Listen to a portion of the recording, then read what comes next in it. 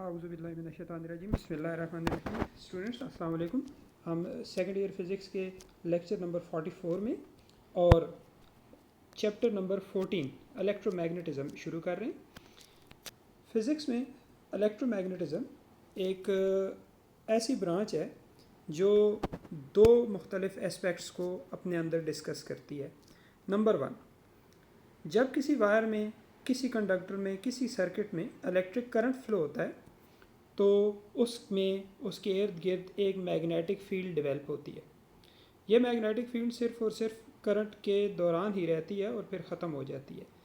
इस फ़िज़िक्स की ब्रांच में जो दूसरी चीज़ डिस्कस होती है वो हम बहुत डिटेल में चैप्टर नंबर 15 में जाके डिस्कस करेंगे, और वो है कि अगर आप किसी सर्किट को किसी ऐसी जगह रखें जहाँ मैग्नेटिक फील्ड में वो सर्किट रखा जाए और फिर उस सर्किट के अक्रॉस मैग्नेटिक फील्ड को चेंज किया जाए, यानी मैग्नेटिक फील्ड की स्ट्रेंथ को कम किया जाए या ज़्यादा किया जाए, तो मैग्नेटिक फील्ड की इस चेंज की वजह से सर्किट में करंट्स पैदा होते हैं, जो आजकल इलेक्ट्रिक करंट्स को हासिल करने की सबसे बड़ी टेक्निक है हमारे इर्द गिर्द, जो हम डैम्स वगैरह में इलेक्ट्रिक पावर हासिल करते हैं।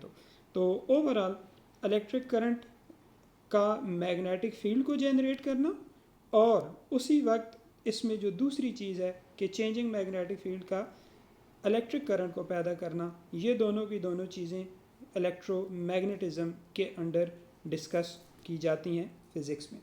चैप्टर 14 में जो पहला टॉपिक हम पढ़ने जा रहे हैं वो है एक मैग्नेटिक फील्ड इफ़ेक्ट जो करंट का है, जो हमारे इंट्रोडक्शन में है कि करंट एक छोटा सा एक्सपेरिमेंट जो ये शो करता है कि करंट की वजह से मैग्नेटिक फील्ड पैदा होती है, और वो टॉपिक है magnetic field due to current in a long straight wire. 1920 में एक हॉलैंड के साइंटिस्ट ऑयरस्टेड ने पहली दफ़ा ये चीज़ स्टडी की कि अगर एक वायर में करंट फ्लो हो तो उसके वायर के इर्द गिर्द एक मैग्नेटिक फील्ड स्टडी होती है, डेवलप होती है। उस मैग्नेटिक फील्ड के बारे में वो कुछ पॉइंट्स जो कंक्लूड करता है वो आपके इस टॉपिक में रोमन नंबर्स में 3 में मेंशन्ड है, जो मैं इस वक्त आपको मेंशन कर रहा हूँ, जिसमें नंबर 1 पे है कि एक मैग्नेटिक फील्ड इस्टेब्लिश होगी उस वक्त जब एक करंट कैरियंग कंडक्टर में आप करंट कंडक्टर में फ़्लो करेंगे।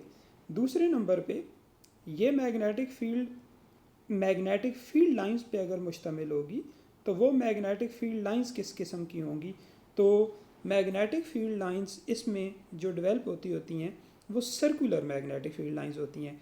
अगर वायर स्ट्रेट है तो इसके गिर्द मैग्नेटिक फील्ड जो पैदा होगी वो ऐसी होगी कि मैग्नेटिक फील्ड लाइंस सर्कल बनाएंगी और वायर उनके सेंटर पे होगी। वायर तमाम मैग्नेटिक फील्ड लाइंस के सर्कल का सेंटर होगा, छोटा सर्कल, उससे बड़ा, उससे बड़ा। और तीसरी चीज़, इस मैग्नेटिक फील्ड का करंट से ताल्लुक़ है, ये चीज़ वाज़े तौर पे रिपीटेडली देखी गई, ऑयरस्टेड ने देखी, और वो ऐसे कि ज्यों ही उसने करंट को स्विच ऑफ किया है तो कंपस नीडल ये शो करती है कि मैग्नेटिक फील्ड लाइंस फ़ौरन गायब हो जाती है और मैग्नेटिक फील्ड फ़ौरन ख़त्म हो जाती है। So whenever current flows in a straight wire, उसकी गिर्द एक मैग्नेटिक फील्ड पैदा होती है।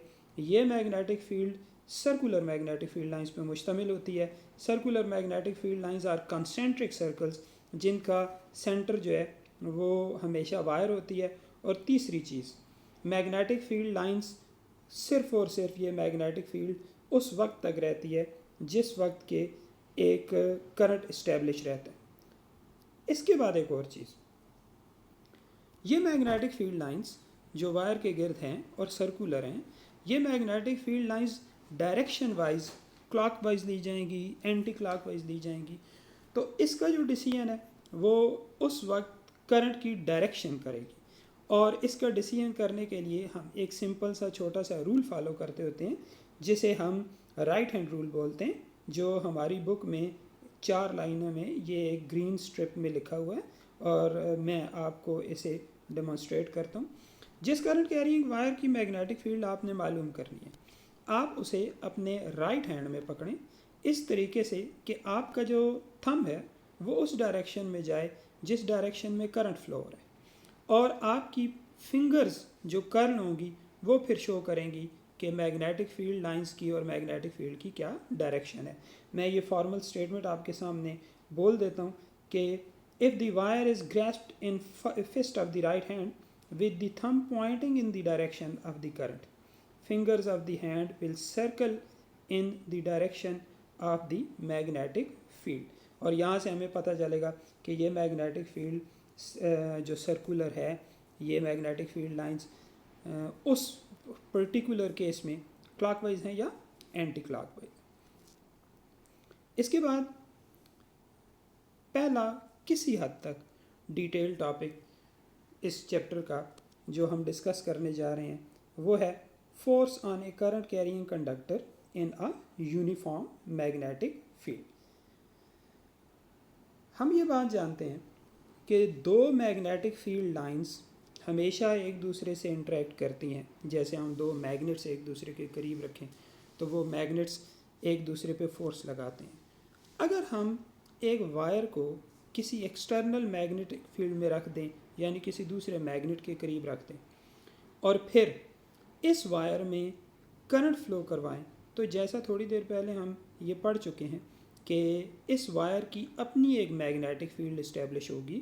तो ऐसे हालात में एक वक्त में एक ही जगह दो मैग्नेटिक फील्ड्स इकट्ठी हो जाएंगी, एक एक्सटर्नल मैग्नेटिक फील्ड और दूसरी उस वायर में फ्लो होने वाले करंट की मैग्नेटिक फील्ड। ये दोनों मैग्नेटिक फील्ड्स जिस वक्त इकट्ठी होंगी तो यकीनन ये दोनों की दोनों मैग्नेटिक फील्ड्स एक दूसरे को पे फोर्स अप्लाई करेंगी, और एक्सटर्नल मैग्नेटिक फील्ड इस वायर पे जो फोर्स लगाएगी वो इस वायर को मूव करने की कोशिश करेगी। ये कंसेप्ट हमारी अप्लाइड फ़िज़िक्स में हम डेली लाइफ में बहुत ज़्यादा मुख्तलिफ़ जगहों पे यूज़ करते हैं, जिसको हम बाद में डिस्कस करेंगे। तो ये जो मैंने आपसे इस वक्त बात डिस्कस की है, इसको हम पढ़ने जा रहे हैं एक टॉपिक में, force on A current carrying conductor in a uniform magnetic field.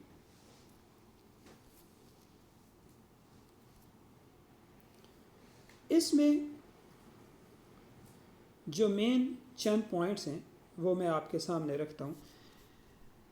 आपने एक एक्सटर्नल मैग्नेटिक फील्ड के अंदर एक वायर को रख दिया, उस वायर में एक करंट फ्लो हुआ जिसको हम सिंबॉलिकली कैपिटल आई से शो करते हैं। वायर की लेंथ है L और वायर के अंदर, वायर जिस मैग्नेटिक फील्ड के अंदर पड़ी हुई है उसका मैग्नीट्यूड है कैपिटल B, और इस वक्त वायर की लेंथ और मैग्नेटिक फील्ड की डायरेक्शंस यानी मैग्नेटिक फील्ड लाइंस के दरमियान जो एंगल है वो कोई एंगल है अल्फ़ा। तो एक्सपेरिमेंट्स ये शो करते हैं कि मैग्नेटिक फील्ड इस वायर पे जो फोर्स लगाएगी वो फोर्स चार फैक्टर्स पे डिपेंड करेगी, जो चारों के चारों मैं आपके सामने यहाँ पे मेंशन कर रहा हूँ।